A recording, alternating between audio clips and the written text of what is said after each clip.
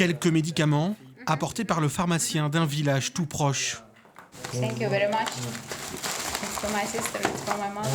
L'idée, c'est de faire le lien au niveau des associations, de trouver des gens qui sont là sur le terrain. On essaie de résoudre les problèmes les uns après les autres et qu'ils soient le mieux possible. Alia est arrivée dans la nuit de mardi à mercredi, après 6 jours de voiture. Propriétaire de plusieurs hôtels en Ukraine, elle est venue ici à l'Éther en Charente avec une partie de sa famille. C'est la seule qui a souhaité s'exprimer. C'est très très gentil de nous accueillir.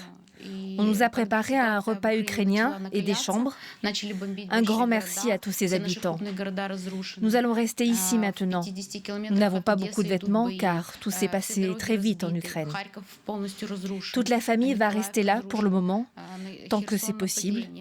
Et on espère repartir quand la guerre sera finie. La mairie et ses administrés avaient anticipé une arrivée probable de réfugiés en aménageant l'ancien presbytère de la commune. Beaucoup de gens se sont offerts sans même être sollicités pour différentes denrées, des produits d'hygiène, du linge, ainsi de suite. Voilà. Donc nous avons pu être opérationnels dès hier soir. Même élan de solidarité chez Marinette, l'unique épicerie du village. On les sent soulagés, donc quelque part, on se sent presque obligé d'aller vers eux et de les aider, quoi. On ne peut pas faire autrement. Vivre ça, c'est inhumain, quoi. C'est pas possible. Vous les avez aidés comment ?